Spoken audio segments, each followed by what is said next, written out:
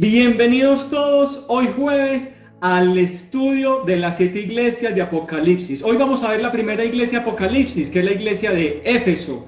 Y qué bueno que nos están acompañando. Tome papel, lápiz para que comiencen ustedes a seguir este estudio y todos juntos profundicemos en la palabra de Dios. No olviden ustedes suscribirse en las redes sociales, en nuestro canal de YouTube, en Facebook. Suscríbase, denle like y además denle clic a la campanita para que nuevamente les llegue cada vez que montemos estos videos al canal, les llegue la notificación. Entonces todos sean bienvenidos, prepárate y vamos a dar inicio a la primera iglesia de Éfeso. Bueno, Claudia, bienvenida a este primer estudio de la primera iglesia de Apocalipsis, a Éfeso. Así es, muchas gracias Andrés, y qué bueno estar juntos con todos aquellos que nos están siguiendo, que tienen ese deseo en su corazón de aprender y de escudriñar más la palabra del Señor a través del estudio de las 7 iglesias de Apocalipsis. Muy bien, oremos. Vamos a orar entonces. Vamos a darle gracias al Señor por este tiempo, allí donde te encuentras. Vamos a decirle al Señor gracias porque nos permite, Señor, estar aprendiendo más de tu palabra. Gracias por movernos a hacer esto, porque tu palabra dice que tú pones en nosotros tanto el querer como el hacer por tu buena voluntad. Bendice cada persona que hoy se acerca a ver este devocional, aquellas personas que luego lo ven, les bendecimos y te pedimos que tu palabra llegue y cumpla el propósito por el cual tú la envías. Ponemos este tiempo en tus manos, Señor. Amén. Y te pedimos, Señor, que tu presencia fluya con poder en este lugar y en la casa o en el lugar donde cada persona se dispone a escuchar este devocional. Te lo pedimos en el nombre de Jesús. Amén. Bueno, bienvenidos. Amén. Vamos a iniciar hoy entonces con la iglesia de Éfeso. Les invito para que allí donde se encuentren busquen su Biblia. Vamos a leer en Apocalipsis capítulo 2, versículo del 1 al 7. Vamos a leerlo entonces. Dice: escribe al ángel de la iglesia en Éfeso, el que tiene las 7 estrellas en su diestra, el que anda en medio de los 7 candeleros de oro, dice esto. Versículo 2. Yo sé tus obras y tu arduo trabajo y paciencia, y que no puedes soportar a los malos, y has probado a los que se dicen ser apóstoles y no lo son, y los has hallado mentirosos. Y has sufrido y has tenido paciencia y has trabajado arduamente por amor de mi nombre, y no has desmayado. Pero tengo contra ti que has dejado tu primer amor. Recuerda por tanto de dónde has caído, y arrepiéntete, y haz las primeras obras, pues si no, vengo enseguida a ti, y quitaré tu candelero de su lugar, si no te arrepientes. Pero tienes esto, que aborreces las obras de los nicolaítas, las cuales yo también aborrezco. El que tiene oído, oiga lo que el Espíritu dice a las iglesias. Al que venza, le haré a comer del árbol de la vida, el cual está en medio del paraíso de Dios. Muy bien. Éfeso significa deseable o deseo ardiente. Una iglesia celosa, una iglesia con mucho trabajo evangelístico, pero carente de amor. Esa era la condición de la iglesia de Éfeso. Éfeso era una de las ciudades principales de Asia Menor. Era considerada como un centro muy importante, tanto cultural como religioso. Era muy comercial porque tenía un puerto, ¿sí? Estaba allí el templo a la grandiosa Diana. Esa era una de las 7 maravillas del mundo en ese momento. Considerada una de las 7 maravillas del mundo. Era una ciudad muy rica, muy próspera, pero con un ambiente cargado de inmoralidad. En medio de ese ambiente, ¿sí?, cargado de toda la inmoralidad, de todo un desenfreno, porque allí en el templo de la diosa Diana se ejercía lo que era la prostitución, que en ese tiempo no se le llamaba de esta manera, sino que ellos pensaban que estaban haciendo bien y agradando a sus dioses con esto que ellos practicaban. Pero en medio de todo este ambiente de depravación, allí, sí, de inmoralidad, Pablo entonces funda lo que es una iglesia cristiana y fue una de las iglesias más fuertes en este tiempo. Pablo pudo estar en la iglesia de Éfeso 3 años, fue una de las iglesias donde él pasó más tiempo enseñándole la doctrina, afirmándolos.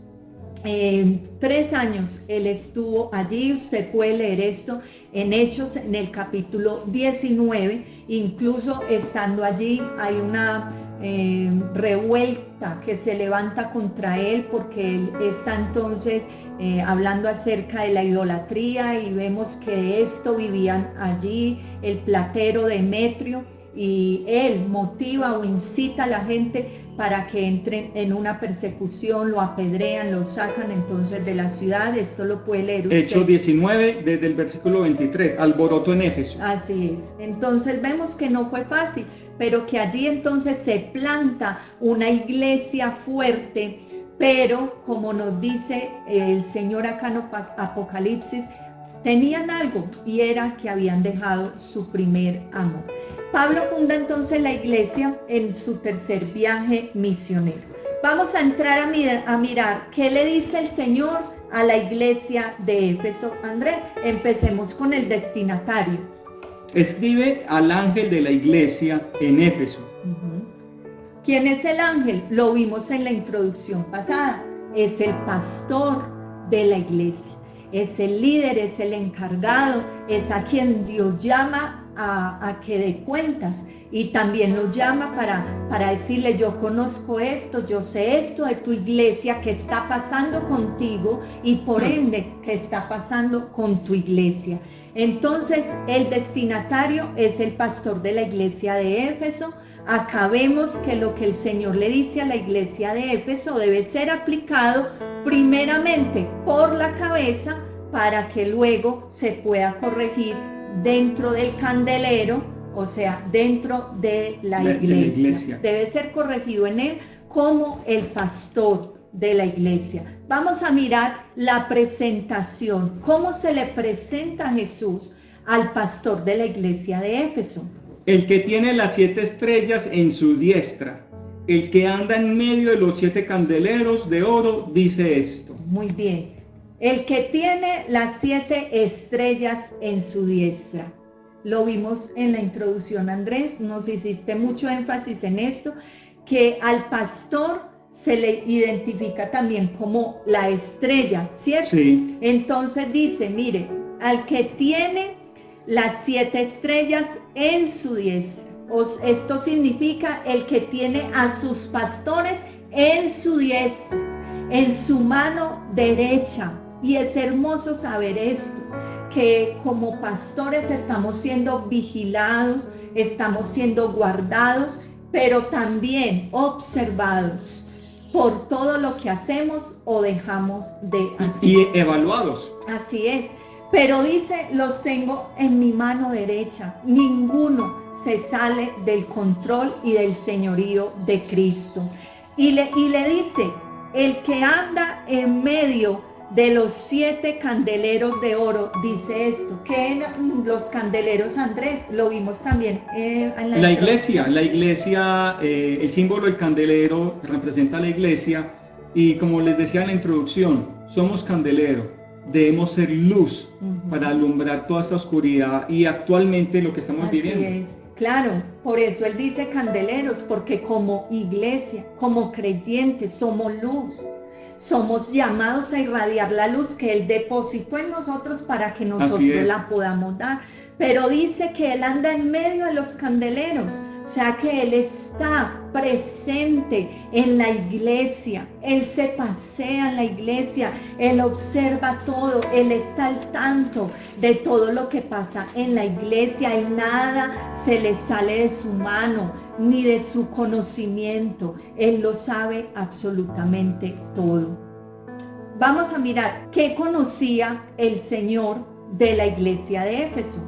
Dice en el versículo 2, yo sé tus obras, o yo conozco tus obras, tu arduo trabajo y paciencia, y que no puedes soportar a los malos, y has probado a los que se dicen ser apóstoles y no lo son, y los has hallado mentirosos. y has sufrido y has tenido paciencia y has trabajado arduamente por amor de mi nombre y no has desmayado. Vemos una iglesia incansable, Así que es. físicamente se esfuerzan, trabajan, evangelizaban, hacían de todo y con el ánimo como de agradar a Dios. Pues lo decían en mi nombre, dice por acá, que y has trabajado arduamente por amor de mi nombre. Todo lo que ellos hacían era para exaltar el nombre de Dios. Entonces dice muy claro en ese versículo 2, comienza diciendo, yo conozco tus obras. ¿Qué quiere decir eso? Que lo que nadie sabe, Dios lo sabe. Que lo que nadie ve, lo oculto, Él lo ve. Yo conozco, cuando el Señor Jesús le dice, es que yo conozco, significa yo peso, significa yo escudriño, yo examino, yo sé la intención con la que estás haciendo esas cosas. Así es. ¿Sí?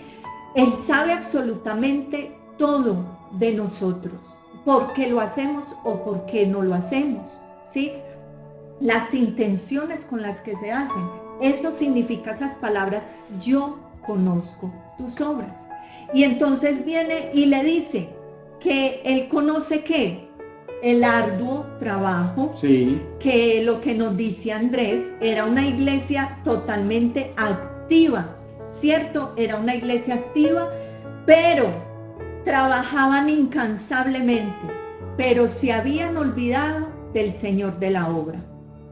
Así es, se habían olvidado de ese amor, de esa pasión, se habían olvidado de Él. Trabajaban mucho, era una iglesia que hacía un encuentro, que hacía el otro, que hacían actividades y congresos sí. Y salían, pero por estar tan metidos incluso haciendo la obra, porque Él lo reconoce, lo hacen la obra, se habían olvidado de lo primordial que era la relación, la intimidad y la comunión con el Señor de la obra. Y si se menguó en esa relación con Él, obviamente se dejó el primer amor, que eso lo vamos a ver enseguida.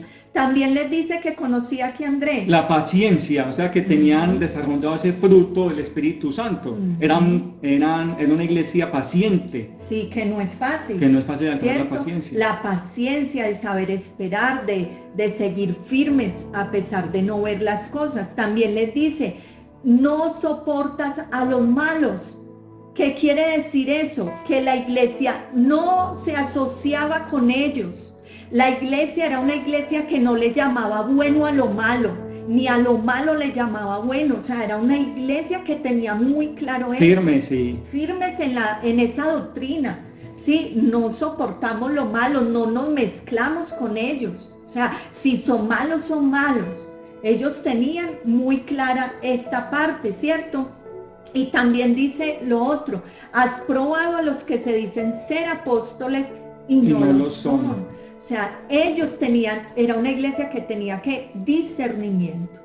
Era una iglesia que sabía quién venía de Dios y quién no venía de Dios. Discernimiento de espíritu. Así es. Entonces, ellos podían discernir, no lo que la persona decía que era, porque podía llegar y decir, sí, yo soy el apóstol, pero ellos discernían que no era lo que Dios le había dado a esa persona, porque no es lo que uno dice ser, sino lo que Dios dice que somos. Y hay que tener en cuenta la era, lo que hablamos en la introducción, la era apostólica, la iglesia de Éfeso, en la era de apóstoles, era apostólica, y cuando ellos hallaban, probaban a los apóstoles y los miraban si eran de Dios o no eran de Dios. Así es, total. Muy bien, pasamos entonces, Andrés, al versículo 3, que es donde viene el elogio de parte del Señor para la iglesia, que les dicen. Y has sufrido y has tenido paciencia, y has trabajado arduamente por amor de mi nombre, y no has desmayado. Los elogia. Ahí viene con ese elogio, ¿cierto? Desde el versículo 3 les dice, has sufrido, has tenido paciencia, una vez más se los dice, has trabajado arduamente por amor a mi nombre, ¿sí ves? trabajaban por amor al nombre de Dios, pero habían dejado la relación con Él. Entonces, ¿has sufrido? Ha sufrido, es decir, que a pesar de que era una iglesia que trabajaba, que era una iglesia paciente, Dios no los exoneró o no los eximió de padecer, de que pasaran por situaciones difíciles. Es una iglesia que sufrió. Así es que no quiere decir que nosotros, porque somos hijos de Dios, no vamos a pasar momentos difíciles. La iglesia de Éfeso sabía eso. Era una iglesia que metida allí trabajando para el Señor, pero era una iglesia que sufrió persecución, tenían dificultades, muchas cosas, porque Él lo reconoce y dice, yo sé que has sufrido. Y es que el hecho de ser hijo de Dios entonces no nos exonera. Por eso Jesús dijo, en el mundo ustedes van a tener aflicciones, pero confíen porque yo ya he vencido el mundo. Y fue una iglesia que no ponían ese sufrimiento como excusa para estancarse, para dejar de trabajar. Sufriendo y todo, tenían algo que los atormentaba, que sufrían, pero seguían adelante, no se estancaban. Y dice, no has desmayado, no perdían su fuerza, mejor dicho, ellos perseveraban. Perseveraban, esa era otra cosa que Él les reconoce, ustedes no desmayan. O sea, ¿qué pasa hoy mucho? Que cuando se entra en ese momento de crisis, de prueba, de aflicción, ¿qué pasa con muchos? Desmayan. Se sienten ya sin fuerzas, es que ¿de qué vale la pena yo servir? ¿De qué vale la pena yo estar en la iglesia? Eso no le pasaba a la iglesia de Éfeso, porque a pesar de todo el sufrimiento, mire lo que el Señor les reconoce, no desmayan. O sea que era una iglesia perseverante, era una iglesia que renovaba sus fuerzas, que no perdían esas fuerzas de estarle sirviendo al Señor con ese mismo ahínco, con esas mismas ganas y esa misma fuerza. Y ahí es cuando pasamos al versículo 6, porque hay otro elogio, que no lo leímos, versículo 6 dice, pero tienes esto, que aborrece las obras de los nicolaítas, las cuales yo también aborrezco. Y eso tiene que ver también cuando dice que no soportan los malos, ¿cierto? ¿Quiénes eran los nicolaítas? ¿Sí? Los nicolaítas eran procedentes de un líder llamado Nicolás, prosélito de Antioquía, y se cree que él era uno de los 7 diáconos de Jerusalén. Vamos a leer la cita en Hechos, capítulo 6, el versículo 5, que nos dice la palabra de Dios. Agradó la propuesta a toda la multitud, y eligieron a Esteban, varón lleno de fe y del Espíritu Santo, a Felipe, a Prócoro, a Nicanor, a Timón, a Pármenas y a Nicolás, prosélito de Antioquía. Se cree que los nicolaitas eran descendientes entonces de Nicolás, que había sido al inicio diácono, ¿sí? Los habían elegido junto con Esteban. Pero, ¿qué pasó con él? Se cree que él apostató de la verdad y se convirtió entonces en el fundador de la secta de los nicolaitas. Parecen haberse caracterizado, o porque dice el Señor Jesús, le dice, pero tienes algo, y es que aborrecen las obras de los nicolaitas, las cuales yo también aborrezco. ¿Qué quiso decir el Señor? Ustedes no soportan eso porque yo tampoco soporto eso, pero ¿qué hacían esos nicolaitas que eran tan aborrecibles a los ojos de Dios? Y parece que ellos se caracterizaban por la sensualidad. Ellos seducían a los cristianos o a los hijos de Dios a participar de fiestas paganas, a participar de todo lo que tenía que ver con ídolos, a la inmoralidad sexual, al desenfreno sin reserva, a las lujurias del cuerpo. Por eso dice el Señor, yo aborrezco esto, y la iglesia de Éfeso aborrecía esa parte también, no la soportaba, no los consentían dentro de la iglesia. Y esto era algo bueno que ellos tenían. Y hay que tener en cuenta que en Éfeso, como leímos al principio, estaba el templo de la diosa Diana. Así o sea que Éfeso era una ciudad pagana, idólatra, tenían la diosa Diana, que es más, era una de las 7 maravillas del mundo, O sea que la cultura como tal era una cultura idólatra. Y de inmoralidad. Y de inmoralidad sexual. Entonces Nicolás con su secta le apuntó a la idolatría y a la inmoralidad. A la inmoralidad. Y desvió la doctrina, estaba desviando la doctrina o la cristiandad. Por eso Dios y Jesús no compartía esto. Obviamente. Así es, dice que aborrecía esas obras y que la iglesia también. Y actualmente también las aborrece. La idolatría Dios la aborrece y lo que es la inmoralidad también. Así es, muy bien. Vamos a pasar entonces a la amonestación. En el versículo 4, ¿qué le dice el Señor al pastor de la iglesia de Éfeso? Pero tengo contra ti que has dejado tu primer amor. Éfeso, te quedaste con obras y se te fue la pasión por el Señor de la obra. Esa es la amonestación que el Señor Jesús le dice, pero tengo contra ti que has dejado tu primer amor. ¿Qué significa dejar ese primer amor? Es haber puesto a otras personas o cosas en el lugar que solo a Dios le corresponde. Quiero leerles una frase del pastor y evangelista David Wilkerson, abro comillas: tu amor por Cristo está muriendo si pasas más tiempo en las cosas del mundo y menos tiempo en su presencia, cierro comillas. Qué hermosa frase para describirnos lo que es dejar el primer amor. Ese primer amor debe ser un amor exclusivo, es poner a Jesús en el primer lugar sobre todas las cosas. Y eso, ¿cuántas iglesias en estos momentos, hablando de iglesias locales o a nivel de ciudades o países, pasan por esta situación? Quizás, y personalmente, ¿cuántas personas se enfocan en la obra de Dios, salen a evangelizar, a trabajar? Señor, pero es que yo oré en tu nombre, sané enfermos, sané esto y esto, y no tenían esa pasión. Así es, por eso Jesús les dice, no los conozco. No los conozco. Qué delicado esto, qué delicado. Mire, cuando Jesús le dice aquí a la iglesia de Éfeso, pero tengo contra ti que has dejado tu primer amor, Él está haciendo referencia a ese primer amor como ese amor exclusivo, pero que se ha perdido una vez. Eso es lo que le quiere decir. Una vez yo fui ese amor exclusivo para ti, pero lo has dejado. Es un amor de exclusividad, es un amor que es grande por Él, que no ponemos otro ahí en ese lugar, sino que sabemos que es solo para Él. No hay, cuando Él dice, ustedes dejaron el primer amor, eso quiere decir que no hay comunión con Él.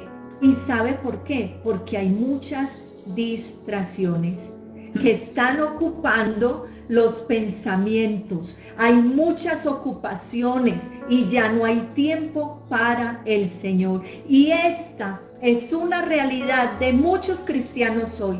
Ya no hay pasión por las cosas de Dios, hay pasión por muchas otras cosas, por el fútbol, hay pasión por la tecnología, el gimnasio. Es una cosa impresionante, pero cuando se habla de pasión por Dios, ahí sí quedamos en pocas palabras.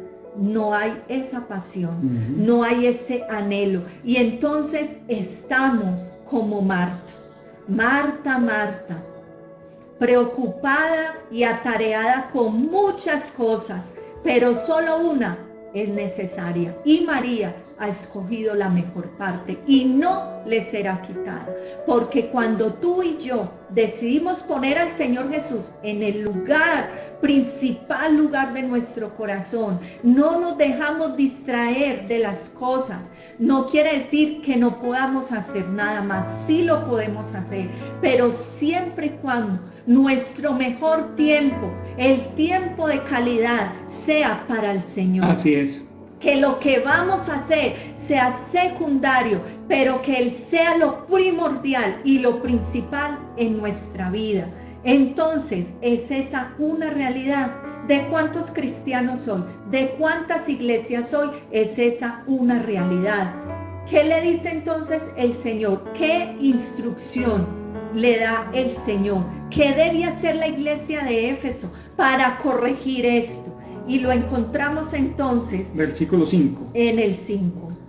Recuerda por tanto de dónde has caído y arrepiéntete y haz las primeras obras. Pues si no, bueno, entonces aquí van, arrepiéntete y haz las primeras obras. Sí. Y lo otro dice, pues si no, vengo enseguida a ti y quitaré tu candelero de su lugar si no te arrepientes. Muy bien, aquí vemos entonces ya la instrucción clara del Señor. Mire, la condición de ustedes, arduo trabajo, paciencia, no soportan los malos ni a los nicolaitas, muy bien. Pero tengo que decirles que dejaron el primer amor, dejaron la exclusividad de su amor por mí, pero yo les doy la solución. Esto es hermoso, sí. Porque es que el Señor viene y nos revela nuestra condición, pero además de eso viene y nos dice, hagan esto, ¿sí? Esta es la salida para que se corrija eso. ¿Y qué les dice Andrés? Arrepiéntanse, es decir, que sientan ese dolor por el pecado, que vuelvan a ese primer amor. Sí. Y que hagan las primeras obras. Ajá. Es decir, ponerlo en primer lugar a él. Así es, pero entonces arrepentirse. Y yo creo que hoy se confunde mucho el arrepentimiento con el remordimiento. Y son dos cosas muy diferentes, porque el remordimiento es algo que te lleva a sentir dolor, pero un dolor pasajero, porque si se te presenta la oportunidad, una vez más lo vas a hacer. Pero el arrepentimiento me lleva a sentir un dolor tal, un dolor de haber ofendido a ese Dios tan bueno que ha sido, a ese Dios que me salvó, que lo dio todo por mí, que yo me aparto. No lo vuelvo a hacer, porque no quiero entristecer el corazón de Dios, no quiero causarle dolor al corazón de ese Dios que lo ha dado todo por amor a mí. Eso es arrepentimiento, y eso es lo que el Señor le dice a la iglesia de Éfeso: debes venir y arrepentirte, o sea, apártate de estar haciendo tantas cosas y no darme a mí la exclusividad de tu amor. Apártate de eso. ¿Y qué más le dice? A las primeras obras, sí. Vuelvan, sigan trabajando, pero sin dejarme a mí, sin pedir la dirección mía. Porque ¿qué estaba pasando? Si Él les dice, hagan esas primeras obras, pónganlo en el lugar que le corresponde. ¿Y qué quiere decir eso? Trabajen como lo están haciendo, pero pidan mi dirección. Porque a veces tenemos muchos esquemas humanos y somos planos y somos derechos en eso, pero ¿será que eso es lo que el Señor quiere para tu iglesia?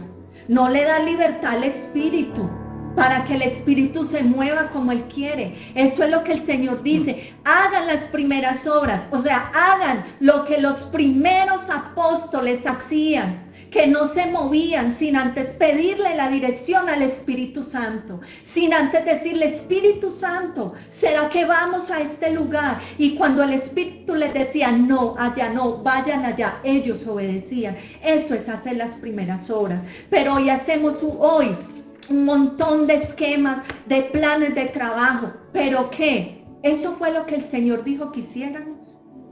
¿O eso es lo que nosotros humanamente queremos hacer? Volver a las primeras obras es volver a tomar el ejemplo de esos hombres de la iglesia primitiva, que no se movían si el Espíritu Santo no les decía que lo hicieran. Y dice también en el versículo 5, para no quitar. Pues si no, vengo enseguida a ti y quitaré tu candelero de su lugar, si no te arrepientes. Tremendo. Mire lo que les dice: si ustedes no se arrepienten, yo voy a quitar la luz, porque ustedes no son dignos de representar mi luz. Eso es lo que les quiso decir. Si ustedes no se arrepienten, yo voy a venir y voy a quitar su candelero. Voy a quitar esa iglesia.